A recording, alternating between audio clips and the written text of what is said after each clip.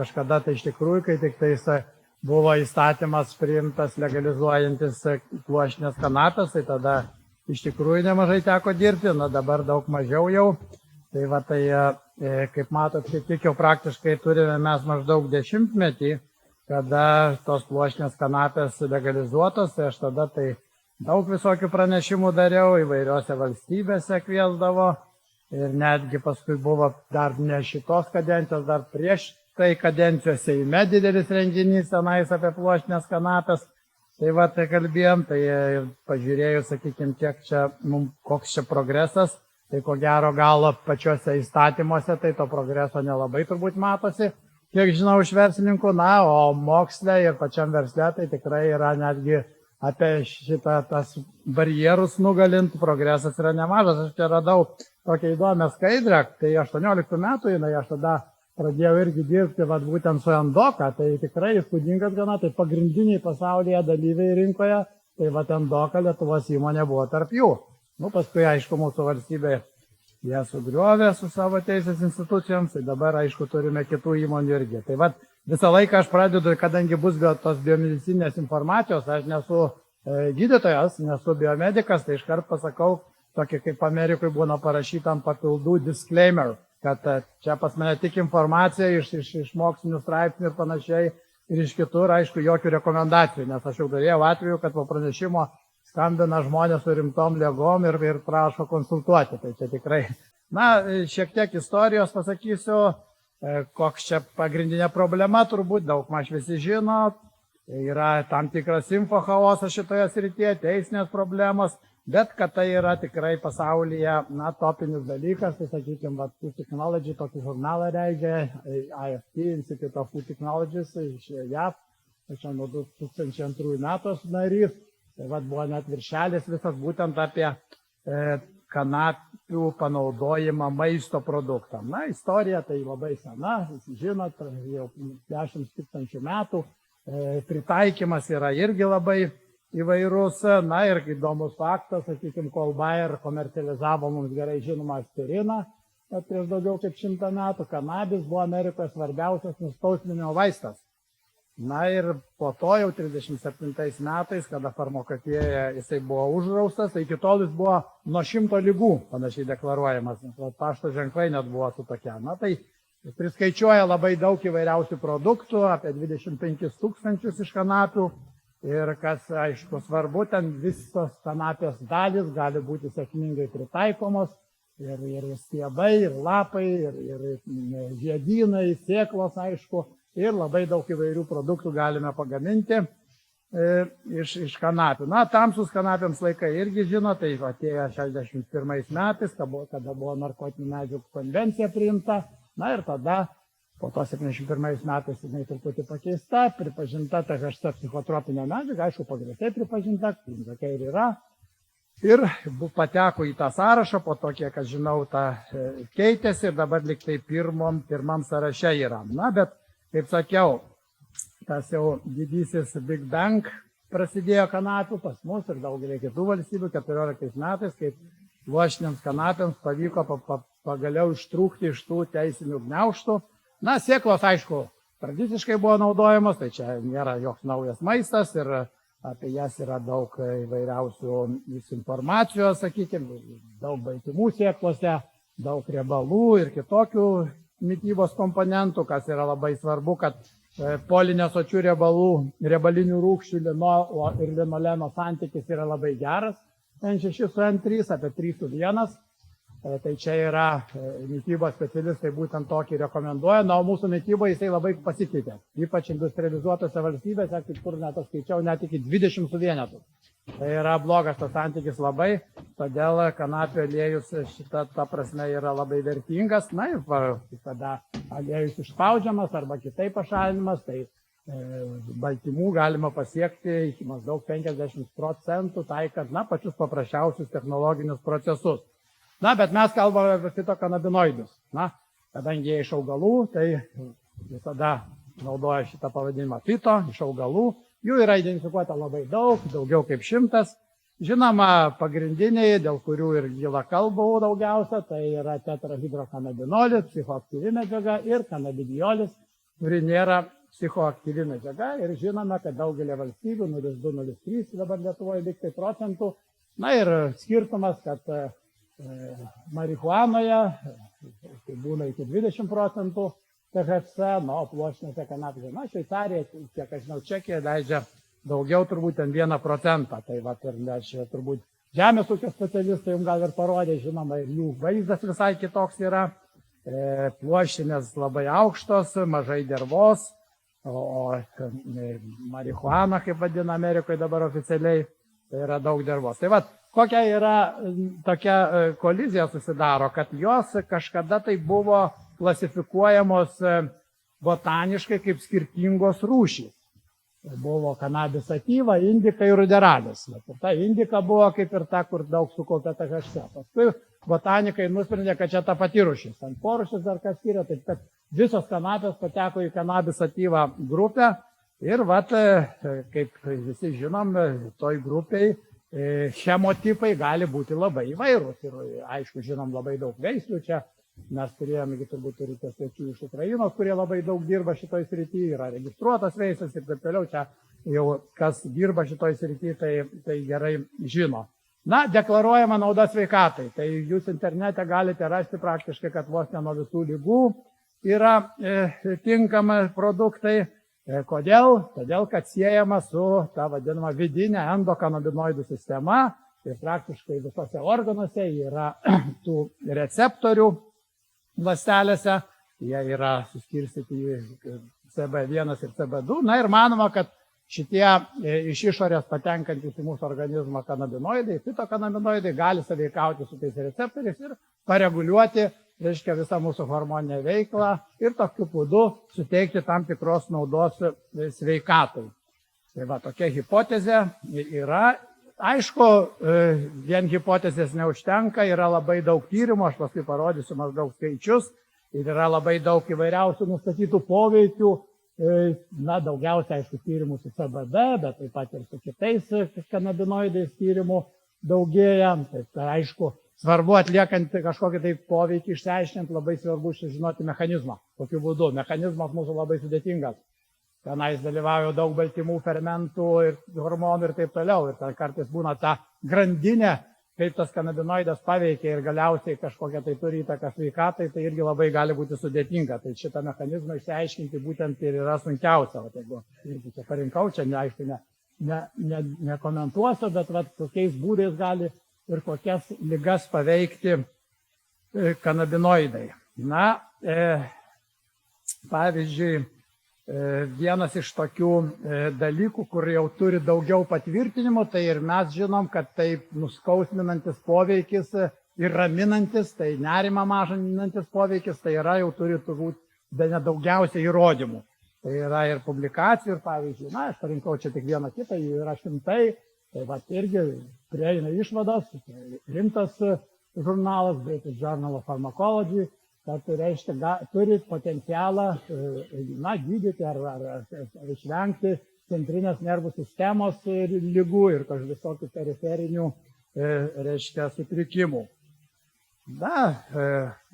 Antinociceptinis tas efektas, tai čia būtent susijęs su skausmu, irgi daug yra publikacijų apie šitą ir čia turbūt galima, kalbant apie tą hipotezę, kad jin jau beveik įrodyta, nors aišku vaistų tokių dar ir nėra, bet jin beveik įrodyta. Na, išgrynintas kitas kanabinoidas, kuris vis populiarėja, CBN, irgi yra labai daug publikacijų, kad gali pagerinti miego kokybę. Ir čia buvo atliktas tyrimas su įvairiomis dozėmis. Na ir praktiškai kokybės pagerinimas buvo maždaug sulygintas su 4 mg melatonino. Na, vienas iš populiariausių turbūt medžiagų, kurią naudoja žmonės. 1 mg galite nusipirkti be recepto, jau 3 mg skaitoma fiziologinė medicinė dozė su receptu. Nors, pavyzdžiui, daugelį valstybių, JAV, pavyzdžiui, aš buvau parodoj, tai šitą ten ir 3, ir 10 mg gali nusipirkti bet kur be jokių problemų. Čia truputį pasigirsiu, mes su Eksperimentinės medicinos institutu darėme irgi tokį bandymą, ar turi CBD poveikį, sakykime, apsaugant nuo plaučių lygų, na, šiuo atveju, aišku, pelių, kurios turi poveikį nuo dyzelino išmetamų dujų, pavyzdžiui, ant sankryžų didelių, kur daug dizelinų varomų automobilių, ypač sunkvežimių, ten labai didelė koncentracija ir jinai tikrai labai kenksminga. Na, tai šitam tyrimė, tai aišku, preliminariai nustatė mūsų kolegos, kad taip, kai buvo tuose dujose įkvėpamose ir CBD garų, tai, buvo statistiškai patikimai sumažėjo šitų dalykų.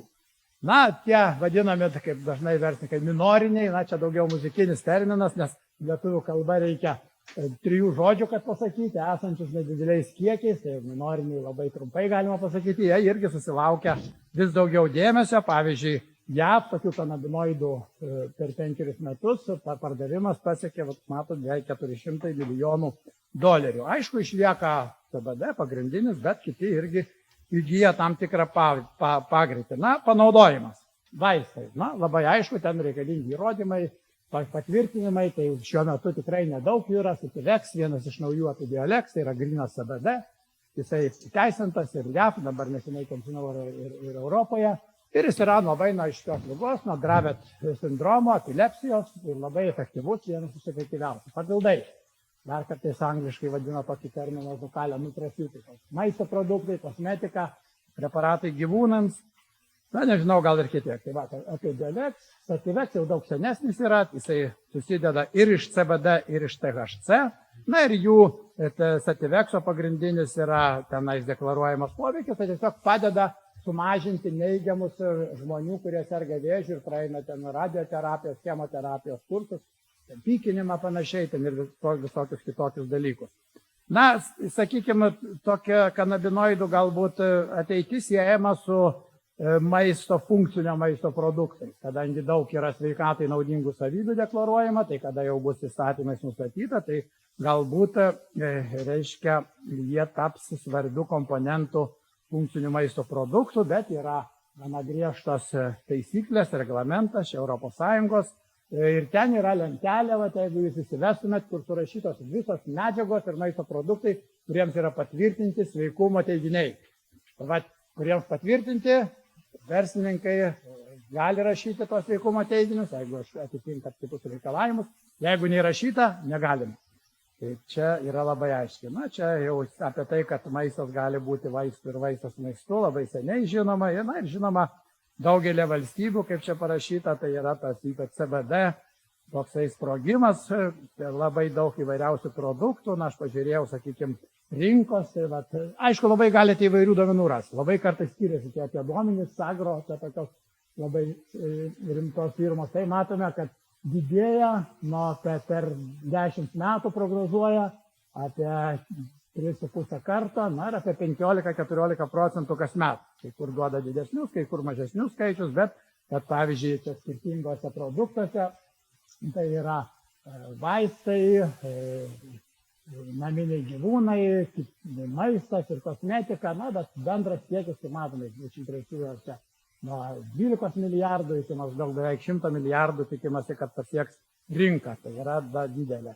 Tai čia gal aš praleisiu daug produktų, kokie produktai vyrauja, tai labai daug guminukų gamina, šokoladą lengva įdėti, ir visokius kitokius tokius produktus, tokio, galima sakyti, lengvo naudojimo ir aišku, tai ne tokie produktai, kurie suteikia tenais daug kalorijų žmogui. Taip kad jeigu jūs pažiūrėtumėte įrašus, tai netgi lietuviškai 500 000 įrašų buvo, dabar jau net nežinau, aišku, bus tikrai daugiau. CBG, pavyzdžiui, virš 8 milijonų. Naudą sveikatai, ten irgi labai daug rasite, ten įvairiausiams lygoms ir panašiai. Mano pavadinime ten buvo mitai parašyta, tai reiškia, kad kažkokia tai nepatvirtinta informacija arba tokia gandų tipo. Tai, aišku, galima sakyti, išgydo visas ligas, sukelia vėžį ir apsigimimus. Nežinau, gal ir visi, aš tai labai dažnai gaunu, dabar tai rečiau visą, kad, ten čia, pavyzdžiui, nuo kremzlės atstato per ten kelias savaitės ir panašiai ir taip toliau. Tai ne tik ir prostatos tenais pilna, ten tų visokių reklamų gauni apie šitą. Irgi tikriausiai, kas dirba šitoj srity, žino, čia prieš kažkiek, tai prieš porą, gal 3 mėnesius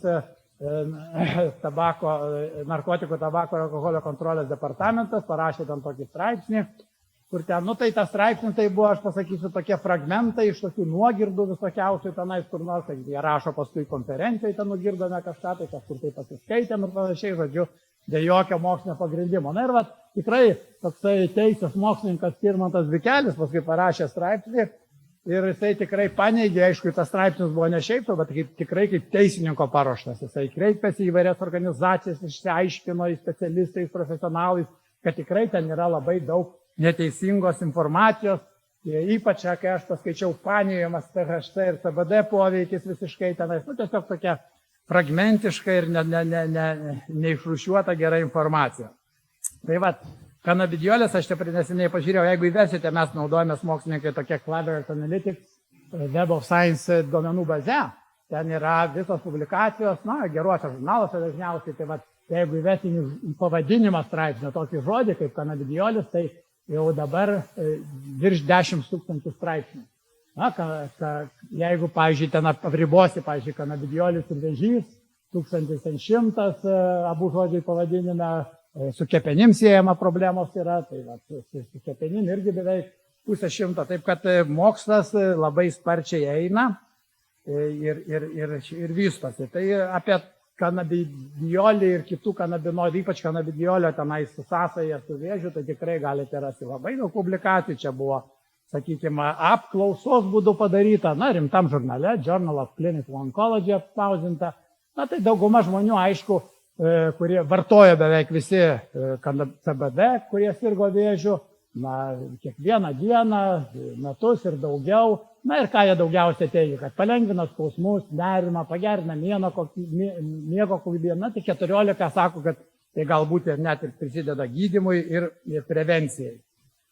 Tai suprantat, nors turiu aš būti atviras, pavyzdžiui, Archives of Public Health buvo 3 tokios labai didelės studijos epidemiologinės paskelbtos, ir jie tenais 100 000 žmonių, jie kažkokias statistiškas, sakykime, sąsajas su THC ypač ir CBD, jie tenais deklaruoja. Bet kaip matote, 17 metų, po to aš tokių straipsnių neradau, tai žinoma, žinote, ta statistika, tai kartais tokiais atvejais yra gana apgaulinga. O Amerikos klinikinės onkologijos draugijos daug naujesnis yra rekomendacija, tai gydytojai neturi rekomenduoti naudoti kanapių ir kanabidoidų kaip tiesiogiai gydančių vėžį, ar ten prevenciją vėžio. Tačiau gali rekomenduoti, sakykime, ten sumažinti įvairius neigiamus poveikius sergantiems žmonėms dėl tų vaistų. Jau čia irgi labai sena istorija. ES žadėjo jau čia išspręsti šitą naujų maisto produktų problemą, kalbant apie CBD jau seniai, bet ir po šiai dienai taip vyksta. Tai tada, kaip jie pradėjo, 19 metais jau buvo kalbama apie 130 mg per dieną, paskui čia viskas labai keitėsi. Ir čia šitą nežinau, kiek teisinga, tikriausiai teisinga, kad Lietuva žiūriu labai konservatyvi yra, pavyzdžiui, su Baltarusija mes čia labai kažkaip. Dar Slovakija, tai irgi žinom ten, kokia valdžia yra. O taip daugelis valstybių daug yra liberalesnės, kalbant apie šitų kanabinoidų vartojimą ir, sakykime, ir maiste. Tai reglamentavimo aplinka skiriasi, nors visi žinoma, europinė aplinka, europinės taisyklės, tai yra naujų maisto produktų. O kada įrašyti į naujus maisto produktus, tai reikia labai daug informacijos, patikimos, mokslinės, kad tikrai dozės yra, kurios nepakenkia sveikatai. Tai yra informacijos apie toksiškumą kepenims, virškinimo traktui, endokriniai sistemai, nervų sistemai ir taip toliau ir taip toliau. Pavyzdžiui, Food and Drug Administration JAV irgi gana neseniai padarė išvadą, kad esamos maisto produktų ir papildų reguliavimo sistemos kanabidioliui netinka. Nors jinai gana liberali yra ir nieks nedraudžia. Tai aš radau apžvalginį straipsnį, sakykime, kepenim poveikio. Tai čia yra, aišku, nepakomentuosiu, čia yra ir teigiamų poveikių daug nustatyta moksliniais tyrimais, yra ir neigiamų, aišku, poveikių šiek tiek.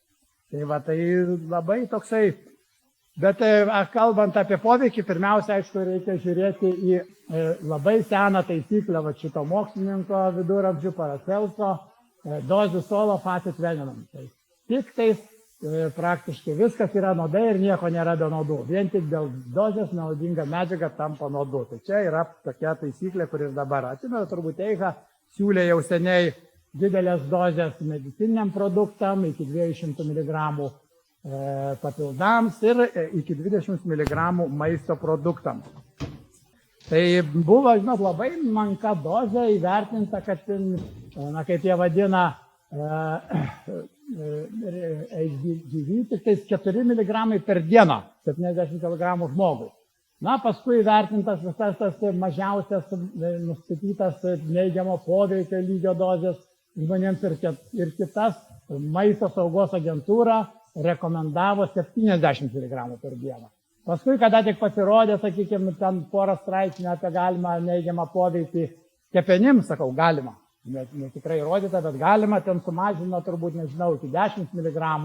Tai va, paskui ten irgi daug diskusijų dabar vyksta. Na ir, sakykime, bet šitam straipsniui mokslininkai mano, kad 52-100 mg turėtų būti priimtina dozė. Na, jeigu labai konservatyviai žiūrint, tai 35 mg, tai tikrai, kurie, jau galima sakyti, jie sako, kad yra visiškai normali dozė. Tai va, tai nors žmonės naudoja iki gramo per dieną, ir, sakykime, yra toksikologinių tų tyrimų, kur nustato taip iš karto apsinuodijimą, kažkokį tai poveikį, sakykime, apsinuodiję maistu. Tai ten net irgi iki 600 mg beždžionės buvo ir iki gramo ir jie nesusidėjo. Aišku, yra tas ilgalaikis poveikis, kada kaupiamasis. Tai dabar praktiškai, ten, kiek žinau, UK ko gero ir dabar yra 10. Na, dėl įstatymų, tai JAV man patiko tas įstatymas, kada jie tiesiog, kada yra daugiau kaip 0,3%, tai jau nevadina kanapėmis, marihuana. Narkotikais, o mažiau 0,3, tai yra kanapės. O pas mus, kadangi vienas ir tas pats žodis, tai kai kuriuose departamentuose pasakai žodį kanapės ir ten visi sustingsta toj pat ir šitą ir išsigandė šitą grebą. Tai jau paskui jau negalima susikalbėti visiškai. Tai va, bet tenais irgi yra visokių niuansų, gal čia aš Amerikos nekomentuosiu, kas įdomu, pavyzdžiui, iš kanapių išskirtas kanabidiolis, tai skaitosi kaip ir negalima pagal taisyklės, o susintetintas kaip ir gerai. Na, sėklos, trumpai apie sėklas labai irgi buvo diskusijos, sakykime, aišku, pereina kažkiek, tai sėklos nebiosintetina THC, bet kažkiek tai pereina. Tai buvo ten 5 mg, atsimenu, leisdami, na dabar liktai sėklų aliejų 7,5. Tai kiek žinau iš verslininkų, tokį lygį, lygtai realu pasiekti, nes 5 būdavo, kartais daugiau, kartais mažiau, bet tokį lygį. Bet jeigu kalbėti apie tai, ką rekomenduoja žmogui suvalgyti, tai 10 gramų aliejus bus 75 mikrogramai THC. Tai 10 litrų aliejus tai nėra labai daug. O, pavyzdžiui, Europos Sąjungoje tenais rekomendacija yra nedaugiau kaip 1 mikrogramas. Tai yra žiauriai mažas kiekis, 1 mikrogramas šitą kilogramų žmogaus svorio. Tai va, tai 70 kg, tai jau 10 litrų aliejus, virš jau 10, tai jau ir tai gauna daugiau. Vėl aš radau, sakykime, dėl THC, ypač atsižvelgiant į THC, kaip skirtingos valstybės kokius leidžia produktus. Ir tą galiu pasakyti, kad vis tik Lietuva čia gana konservatyvi, tik aliejus ir tie rūkymo, dabar nežinau, gali uždraudė, šitą neseniai čia girdėjau. Taip kad, pavyzdžiui, kalbant apie maisto produktus, tai daug kur jie yra kaip ir tokie, beveik legalūs. Tai čia vėlgi tas 1 mikrogramas buvo apžvelgtas labai neseniai, labai rimtame žurnale Critical Reviews in Toxicology. Na tai jie įvertino visus dalykus ir nustatė, kad tikrai tas 1 mikrogramas grynai iš piršto laužtas. Tai, sakykime, sprendžiant apie tą minimalią dozę, kuri jau gali sukelti tam tikrą psichomotorinį poveikį, 2,5 mg. Tai čia pati ta dozė. Tai jeigu, sakykime, ją konvertuoti į mikrogramus, tai jie jau ten, sakykime, sako, netgi pačiais konservatyviausiais skaičiavimais 3,5 mikrogramo, tai būtų visai gerai, bet iš tikrųjų tai 7 mikrogramai tokia reali, protinga būtų 1 kilogramui kūno svorio. Tai jie ir parašė, kad tai EFSA, maisto saugos tarnybos nustatyta šita dozė, yra nerealistiška ir turėtų būti peržiūrėta. Tai va, nors kartais aš irgi, netgi rimtam žurnale randu šitą, jie rašo, remdamasi EFSA, kad galima 1 mg kilogramui kūno svorio THC. Miligramą su mikrogramu sumaišė, tai 1000 kartų padidino. Tai aš jam parašiau, žurnalo redaktoriui sakė, ačiū, labai pataisom, dabar jau turbūt pataisė tam žurnale. Tai va, maisto produktuose buvo perskaičiuota, sakykime, vertinant tą 2,5 mg dozę, kiek maždaug galėtų būti leidžiama maisto produktuose. Tai čia, man atrodo, šita bus internete paskelbta. Tai va, jau aš jau noriu į pabaigą eiti, tai aš tik dar vieną tokį labai įdomų faktą. Pavyzdžiui, kas dirba ir tyria, tai turi nusipirkti standartus analitinius, kad nustatytų, sakykime, kiek to THC yra, jie ir panašiai. Tai va, norint nusipirkti šitą buteliuką 1 ml, kuriame yra 1 mg etanolio THC. Tai čia kažkada, kiek reikia dokumentų paruošti, tai pirmiausia gauti leidimą dirbti su kanapiniu sluoksniu. Paskui dar reikia prašyti šitą, kad leidimą nusipirkti šitam. Pavyzdžiui, valstybėse tokiose kaip JAV, Kanadoje, visi supranta, kad tai yra 0. 1 mg 1 ml tai yra tas pats, kas 0. Jau šiek tiek gal ir užtęsiau, tai tada tik išvadas pasakysiu, kaip ir visada pasakau, kad kanapė tai tik augalas ir vertingas augalas, naudojamas ir žinomas 1000 metų. Todėl, aišku, nusipelno tyrimų, tikrai nenodingas, jau viskas nuo dozės priklauso. Gali būti sukurtas tikrai efektyvios reglamentavimo ir kontrolės sistemos, ne tokios, kad viską drausti, bet kad būtų galima, ir žinoma, reikia surasti tą aukso vidurį, kad neišmesti naudos, kuri galima žmonėms dėl kažkokių tai baimių didelių, kurios yra nepagristos. Tai va, tai kągi, ačiū už dėmesį ir pabaigsiu truputį, atsiprašau, per daug gal kažkaip kalbėjau.